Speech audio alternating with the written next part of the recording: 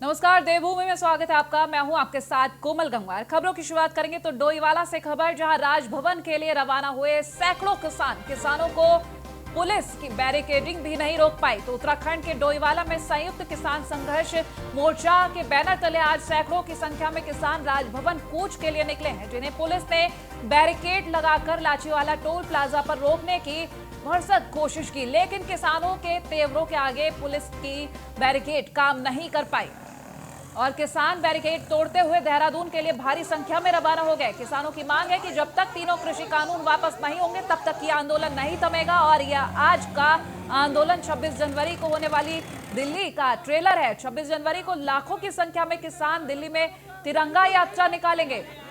तो वो तस्वीरें भी इस वक्त हम आपको दिखा रहे हैं, जब किसान भारी संख्या में सड़क पर थे और पुलिस की बैरिकेडिंग भी इनको नहीं रोक पाई। साफ कहना है इन किसानों का कि आज जो ये तस्वीर आई है वो 26 जनवरी को ट्रैक्टर रैली का एक ट्रेलर है। तो 26 जनवरी को होने वाली ट्रैक्टर रैली का ट्रेलर कहा गया है। दिल्ली में जो 26 जनवरी को रैली निकालने की बात कही गई उसका ट्रेलर बताया है इन किसानों ने इसे। बैरिकेडिंग भी इन किसानों को नहीं रोक पाए। राजभवन के लिए रवाना हुए सैकड़ों किसान, तस्वीरें हम आपको दिखा रहे हैं कि किस तरह से ये किसान ट्रैक्टर के साथ निकले हैं और साफ कहना ये तो सिर्फ ट्रेलर है।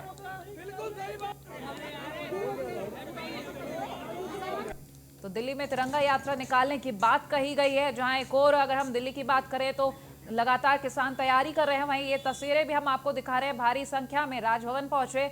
पुलिस की बैरिकेडिंग भी इन किसानों को नहीं रोक पाई है।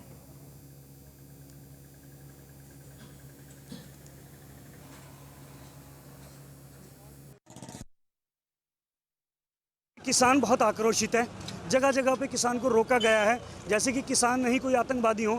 हम अपनी बात कहने राज्यपाल जी से जा रहे हैं, उनको ये बताने जा रहे हैं किसान 2 माह से वहाँ पे बैठा है और बहुत से किसान मर गए। सरकार ने 11 टाइम की वार्ता करके किसानों को इस आंदोलन को कुचलने की कोशिश की है। हम निवेदन करेंगे सरकार से अभी भी जाग जाएं। ये 26 जनवरी का ट्रायल है जो आज राजभवन कूच कर रहा है। हमारी निवेदन है कि उन 3 कालो कानूनों को सरकार वापस ले, अन्यथा किसान अपनी आई पे वो या तो मरेगा या अपने कानून वापस करवाए। कृषि कानूनों को वापस ले लिया जाए। संवाददाता महेंद्र चौहान हमारे साथ फोन लाइन पर जुड़ चुके हैं। महेंद्र, किसानों को रोकने की कोशिश की गई लेकिन फिर भी वो आगे निकल गए। अब ऐसे में किस तरीके से तैयारी की जाएगी? देखिए, बिल्कुल काफी संख्या में सुबह से यहाँ किसान जुटना शुरू हो गए और खासकर ट्रैक्टरों में अधिक किसान यहाँ मौके पर पहुंचे थे। तो पुलिस को यही अंदेशा था कि खासकर ट्रैक्टर राजधानी में प्रवेश ना करें। इसके लिए पुलिस ने अपनी पूरी तरह से व्यवस्था बनाई हुई थी, लेकिन दो जगह के बैरियर अब तक किसान तोड़ चुके हैं और तीसरी जगह पर देहरादून के IIP में इस वक्त किसान मौजूद है, जहाँ पर भारी संख्या में पुलिस बल तैनात किया गया है और किसान इस समय भी उस बैरिकेड को भी तोड़ने का भरसक प्रयास कर रहे हैं और उस बैरिकेड को तोड़कर वो राजभवन जाने की तैयारी में है। जी महेंद्र, ऐसे में इन किसानों का कहना है कि आज की जो तस्वीर सामने आई ये तो सिर्फ ट्रेलर है, असली तस्वीर की बात कर रहे हैं कि 26 जनवरी को वो ट्रेलर पूरा फिल्म के रूप में सामने आएगा। जी बिल्कुल, देखिए किसानों का साफ कहना है कि वो संवैधानिक तरीके से शांतिपूर्वक से राजभवन को अपना ज्ञापन देने के जा रहे थे, लेकिन पुलिस जगह जगह रोककर खुद व्यवधान उत्पन्न करने का प्रयास कर रही है। उन्हें शांतिपूर्वक जाने दिया जाए, वह भी देश के नागरिक हैं और उन्हें अपनी बात रखने का मौका दिया जाना चाहिए। और उन्हें आज की रैली के माध्यम से ये भी चेतावनी सरकार को दी है कि किसानों को हल्के में न ले। पूरे देश का किसान 26 जनवरी को दिल्ली में भारी संख्या में तिरंगा रैली निकालने जा रहा है। जी महेंद्र, अगर हम आज के दिन की बात करें तो पुलिस अधिकारी जो वहां पर मौजूद हैं और साथ ही साथ जो किसान वहां से गुजर रहे हैं, दोनों के ही बारे में अगर बात करें तो क्या कहना है उन किसानों का जो वहां मौजूद थे और क्या कहना है उन अधिकारियों, उन पुलिसकर्मियों का जो वहां पर उन्हें रोकने की कोशिश कर रहे थे? जी बिल्कुल, किसानों को रोकने के लिए पुलिस ने पूरी तरह से पुख्ता इंतजाम किए थे, लेकिन किसानों ने भी जगह जगह अपनी रणनीति बदलते हुए पुलिस को छकाते हुए उनके 2 बैरिकेड अब तक तोड़ दिए हैं। तीसरे बैरिकेड पर इस समय देहरादून में किसान पहुंच चुके हैं और वहां पर पुलिस का दूसरा दल उनको रोकने में लगा हुआ है। लेकिन किसानों का साफ कहना है कि जब तक ये तीनों कृषि कानून वापस नहीं होंगे तब तक हम लोग पीछे हटने वाले नहीं हैं। जी तो अब क्या तैयारी की जा रही है, क्योंकि किसान तो जाहिर सी बात है नहीं रुकेंगे, तो क्या तैयारी की जा रही है? देखिए, अभी तीसरे बैरिकेड पर पुलिस ने किसानों को रोका हुआ है। उनसे वार्ता चल रही है कि वो राजभवन न जाकर राजधानी में, क्योंकि काफी ट्रैफिक व्यवस्था भी खराब होती है, वो यहीं पर ज्ञापन दे दे। तो अभी इस समय उनकी वार्ता जारी है। अभी बाद में कुछ देर बाद ही पता चल पाएगा कि क्या वार्ता होगा, क्या इसका समाधान निकलता है। जी अगर हम बात करें किसान कानूनों को लेकर, क्योंकि साफ इनके पास प्रस्ताव भी रखा गया था कि वार्ता कर लेते हैं, किसी तरीके से बीच का रास्ता निकाल लेते हैं, तो ऐसे में अगर हम इन किसानों की बात करें, इनका सीधा यही कहना है कि नहीं, हम वार्ता भी नहीं करेंगे, कानूनों को वापस ही लेना पड़ेगा। तो भारी संख्या में ये लोग वहां पर दिख रहे हैं। आम जन का क्या कहना है, क्योंकि उनको भी परेशानी हो रही होगी? जी बिल्कुल, देखिए आज रैली के माध्यम से आम जन को तो परेशानी हो ही रही है, लेकिन अंदर खाने लोग किसानों का समर्थन भी कर रहे हैं। क्योंकि किसान को हम अन्नदाता किसानों को कहा जाता है और किसानों से बिना पूछे ये कानून बनाए गए हैं, तो इसलिए किसानों में खासकर इसकी ज्यादा नाराजगी है। दूसरा, जो सरकार ने उन्हें प्रस्ताव 1.5 साल के लिए पेंडिंग करने का प्रस्ताव दिया था, किसान उसे मानने को तैयार नहीं है। किसान कह रहे हैं अगर आप 1.5 साल रुक रहे हैं तो इसके कानून को खत्म ही करिए। जब किसानों के हक में नहीं है तो इस किसानों को खत्म करके कमेटी बनाकर आप दोबारा से कोई नया वो बना दीजिए। जी ठीक है, बहुत शुक्रिया महेंद्र तमाम जानकारियों के लिए। तो किसानों को नहीं रुक पाई पुलिस की बैरिकेडिंग। बता दें, किसानों को रोकने की लगातार कोशिश की जा रही है, लेकिन उनका साफ कहना, आज जो तस्वीरें आई हैं वो आगे फिल्म के रूप में आएंगे। तो देहरादून से खबर अब 27 जनवरी से जिलों के भ्रमण पर जाएंगे सीएम त्रिवेंद्र सिंह रावत। बता दें, सीएम के मीडिया समन्वयक दर्शन सिंह रावत ने कार्यक्रम की जानकारी दी है। 27 जनवरी को अल्मोड़ा जिले के सल्ट में आयोजित कार्यक्रम में शिरकत करेंगे। तो सल्ट के दिवंगत विधायक सुरेंद्र सिंह जीना को श्रद्धांजलि अर्पित करेंगे सीएम। 28 जनवरी को पौड़ी आएंगे सीएम और श्रीनगर में रात्रि विश्राम करेंगे। तो अगले दिन देहरादून लौट जाएंगे सीएम त्रिवेंद्र सिंह रावत। वहीं कुछ दिन बाद चमोली, रुद्रप्रयाग समेत अन्य जिलों में सीएम प्रवास करेंगे। बता दें कि राष्ट्रीय अध्यक्ष जेपी नड्डा के दौरे के समय सभी मंत्रियों का भी जिलों में प्रवास के कार्यक्रम बने थे, लेकिन दिसंबर में सीएम के कोरोना पॉजिटिव होने के कारण सीएम का दौरा टल गया था। वहीं जिलों के भ्रमण के मंत्रियों के कार्यक्रम पर सीएम भी नजर रखे हुए हैं। सीएम त्रिवेंद्र सिंह रावत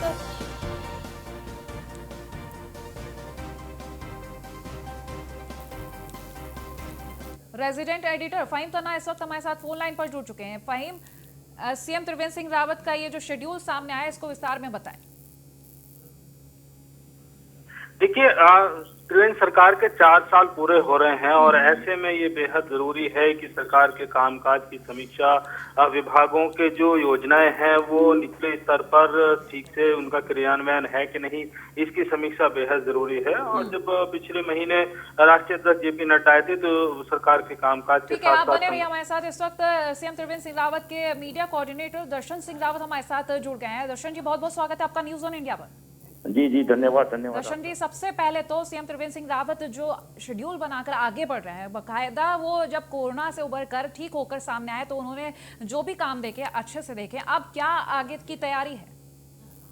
आगे की तैयारी बस अब ये है कि जिलों में भ्रमण करेंगे, रात्रि विश्राम करेंगे वहाँ पर, और जो योजनाओं, जो कल्याणकारी योजनाएं हैं, जनहित की योजनाओं का मौके पर जाके मुआयना भी करेंगे, देखेंगे भी धरातल पर आकर के कितना उनका काम पूरा हुआ है या कहाँ पर योजनाएं अटकी हैं।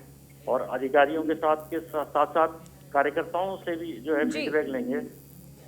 जी दर्शन जी, जिलों का भ्रमण भी करेंगे, साथ ही साथ जो मंत्रियों के कार्यक्रम हैं उन पर भी नजर रखे हुए। तो किस तरीके के वो कार्यक्रम है और किस तरीके से वो नजर रखे हुए और क्या आगे सामने आ सकता है? नहीं, मंत्रियों के कार्यक्रम अलग हैं, उस माननीय मुख्यमंत्री जी के कार्यक्रम अलग हैं। जो प्रभारी मंत्री हैं जिलों के, उनको अलग से जिम्मेदारी दी गई कि जिलों में जाकर के जो कल्याणकारी योजनाओं को देखेंगे कितना उनका काम हुआ है, वो उनका काम अलग है। सीएम साहब अलग से जो है कल्याणकारी योजनाओं का जो पूरी हो चुके हैं उनका लोकार्पण करेंगे, उनका नई योजनाओं का कुछ शिलान्यास करेंगे, कार्यकर्ताओं से मिलेंगे। और जो पर्यटन और जो हमारी सांस्कृतिक धरोहर है उसको लेकर के भी जो कुछ योजनाओं का भी उनको देखेंगे कि किस तरह से आगे बढ़े उनको। और कुछ दिन बाद चमोली, रुद्रप्रयाग समेत अन्य जिलों का प्रवास भी करेंगे सीएम। तो इस दौरान इसी तरीके की जो योजना है उनका लोकार्पण किया जाएगा या कुछ अलग भी सामने आएगा? नहीं, अभी मेनली फोकस तो यही है कि जो कल्याणकारी योजनाएं हैं वो जो भी घोषणाएं की गई है उनको धरातल पे देखेंगे कितना काम पूरा हुआ है, और जनता से मिलेंगे, उनकी समस्याएं सुनेंगे, कार्यकर्ताओं से मिलेंगे, वो क्या कहते हैं। अगर हम बात करें आने वाले वक्त के चुनावों को लेकर, जनता को लेकर क्या कहेंगे? क्योंकि हम विपक्ष को लगातार देखते हैं तंज कसते हुए, और जो काम किए जा रहे हैं सीएम की तरफ से उनको खोखला बोला जाता है उनकी तरफ से। तो नहीं, खोखला नहीं। यहाँ जो माननीय मुख्यमंत्री जी की घोषणा है वो कम से कम 85 से 90% पूरी हो चुकी है। और जो भाजपा ने 2017 में चुनावों से पहले जो भी संकल्प अपने पत्र अपना घोषित किया था, उसमें से 90% जो घोषणाएं हैं वो पूरी हो चुकी हैं। धरातल पर कई ऐतिहासिक काम हुए हैं, चाहे वो ग्रीष्मकालीन राजधानी की बात हो या रेल कनेक्टिविटी की बात हो, सड़क कनेक्टिविटी की बात हो, लोगों को 1 रुपए में पानी का कनेक्शन देने का ऐतिहासिक निर्णय लिया है। माननीय प्रधानमंत्री ने खुद उसकी तारीफ सराहना की है, जो इस तरह के काम किए गए हैं। बहुत शुक्रिया हमारे साथ जुड़ने के लिए दर्शन जी। तो इस वक्त हमारे साथ रेजिडेंट एडिटर फहीम तन्हा भी जुड़े हुए हैं, उनसे जानकारी ले रहे थे। जो ये दौरा है सीएम त्रिवेंद्र सिंह रावत का बेहद खास माना जा रहा है, काफी कुछ अहम चीजें सामने आएंगी। इस वक्त हमारे साथ फहीम है। फहीम, जानकारी दीजिए। देखिए कोमल, जब मुख्यमंत्री विजिट करते हैं जिले का, क्षेत्र का, और फिर अगर रात्रि भी शामिल करते हैं तो इसके बहुत सारे पहलू इसमें जुड़ते हैं, बहुत सारे इसमें लाभ भी होते हैं और कई मायने निकलते हैं। एक तो ये कि वो योजना करते हैं तो जिले वो रहती है।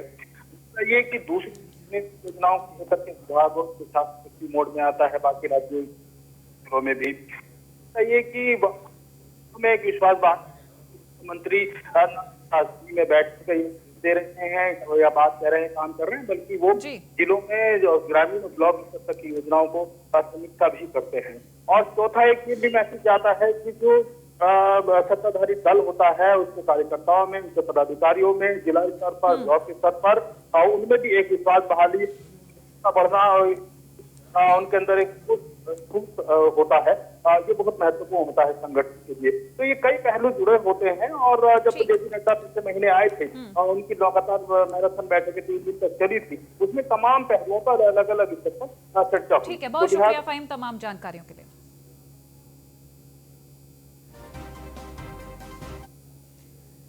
खबरों में आगे बढ़ेंगे तो देहरादून से खबर, इस बार ग्रीष्मकालीन राजधानी में होगा विधानसभा सत्र। बता दें गैरसैंण में विधानसभा सत्र को लेकर तैयारियां शुरू हो गई हैं। बजट सत्र को लेकर अभी तारीख का ऐलान नहीं हुआ है, तो 22 फरवरी से गैरसैंण में बजट सत्र शुरू होने की संभावना जताई जा रही है। सीएम त्रिवेंद्र सिंह रावत ने गैरसैंण में बजट सत्र की घोषणा की है। गैरसैंण में सत्र की तैयारी की जा रही है, प्रेमचंद अग्रवाल का कहना। तो अभी तारीख का ऐलान नहीं हुआ है, लेकिन संभावना जताई जा रही है कि 22 फरवरी से गैरसैंण में बजट सत्र हो सकता है।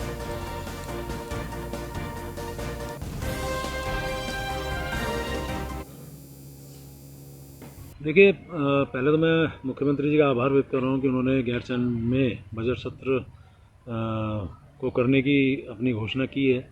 और हम लोगों ने तब से ही और उससे पहले से भी, हालांकि मैंने तो एक बार पहले भी कहा था कि यदि इस बार बजट सत्र गैरसैंण में होता है तो अच्छा रहेगा, तो माननीय मुख्यमंत्री जी ने घोषणा की है, तो हम लोग तो उसके लिए तैयारी पहले से शुरू कर दी थी। और हमारी टीम वहाँ जा भी चुकी है, एक टीम अब 1-2 दिन बाद फिर हम लोग भेज रहे हैं। और वो पूरे तरह से वहाँ पे जो भी वहाँ पे, चूँकि अभी वहाँ पे बर्फ़ भी पड़ी है, ये भी आपकी जानकारी में शायद होगा, उसके बावजूद हम सारी तैयारियाँ कैसे वहाँ मुकम्मल हों, कैसे हम विधानसभा का वो बजट सत्र जो किसी भी सरकार का बहुत ही महत्वपूर्ण सत्र होता है, उसको हम कैसे बढ़िया और ठीक ठाक संपन्न कर सकें, उसके लिए हमने तैयारी शुरू कर दी है। और उम्मीद कर रहा हूँ कि आने वाले टाइम पे वो हमारा सत्र बहुत बढ़िया संपन्न होगा। ग्रीष्मकालीन राजधानी में विधानसभा सत्र को लेकर जो तैयारियां चल रही हैं, तारीख का ऐलान नहीं किया गया, लेकिन संभावना जताई जा रही है कि फरवरी की 22 तारीख से ये सत्र शुरू होने की संभावना जताई जा रही है।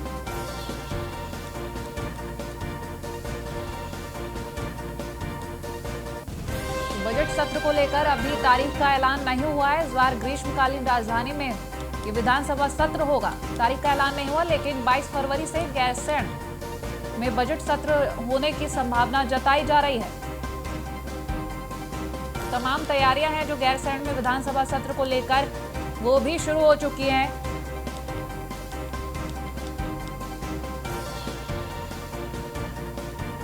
बता दें सीएम त्रिवेंद्र सिंह रावत ने गैरसैंण में बजट सत्र की घोषणा की है, तो गैरसैंण में सत्र की तैयारी भी की जा रही है।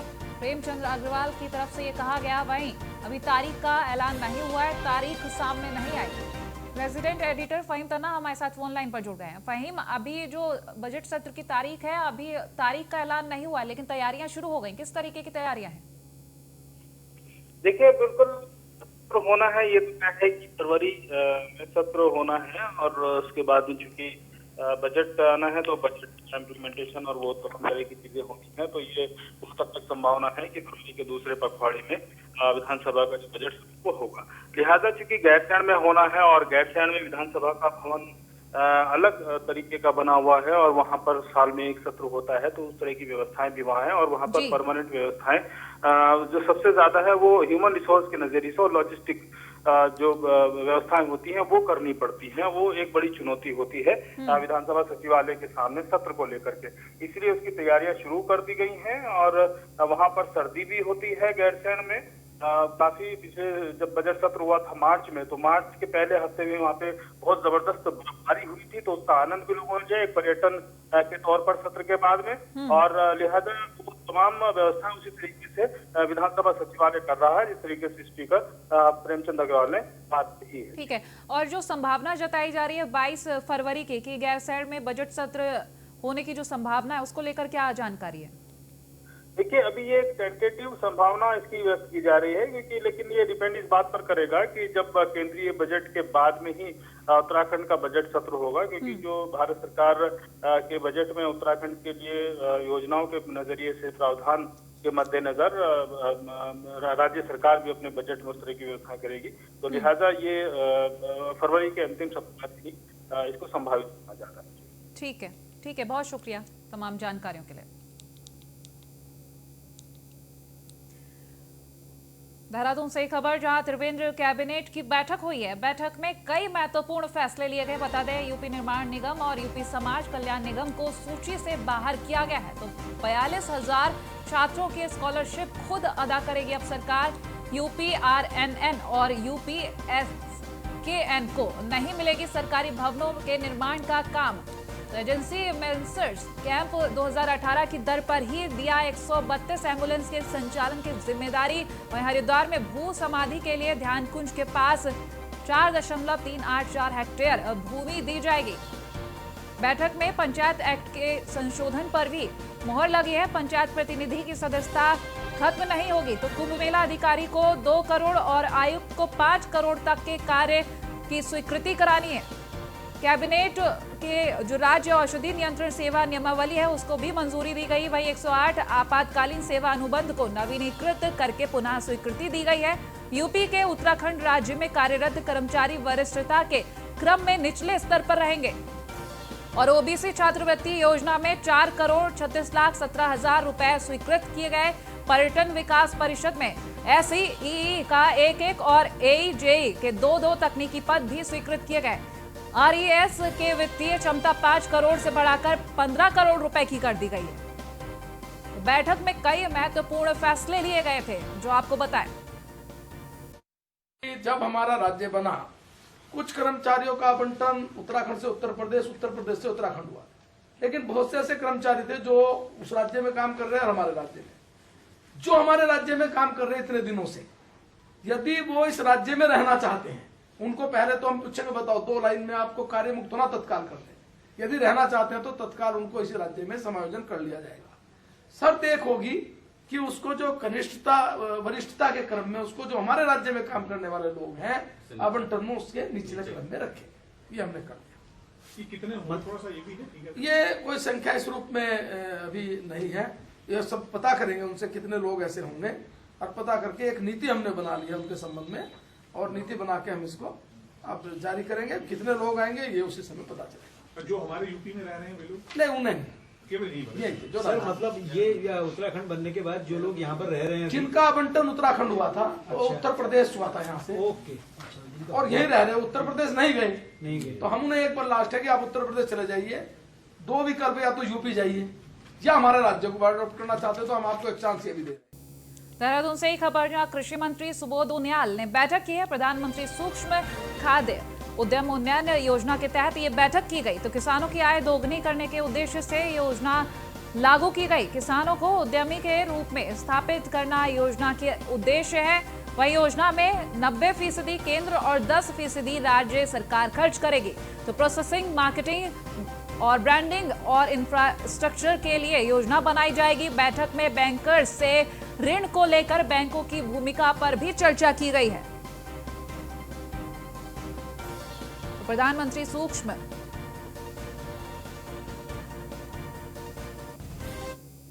उत्पाद को लेकर के जो एक प्रधानमंत्री जी ने पीएमएफएमई, प्रधानमंत्री सूक्ष्म खाद्य उद्योग उन्नयन योजना, जिसमें भारत सरकार ने उसके 3 कंपोनेंट हैं। पहला कंपोनेंट है प्रोसेसिंग यूनिट की स्थापना, दूसरा कंपोनेंट है जो इंफ्रास्ट्रक्चर, और तीसरा ब्रांडिंग एंड मार्केटिंग। इसमें भारत सरकार के द्वारा तीनों कंपोनेंट्स के लिए अलग अलग गाइडलाइंस थी, जिसमें भारत सरकार चाहती थी कि प्रदेश सरकार की तत्काल ये सूचना हम तक पहुंचे। उसी को लेकर एक बैठक थी, जिसमें पहले कंपोनेंट में जो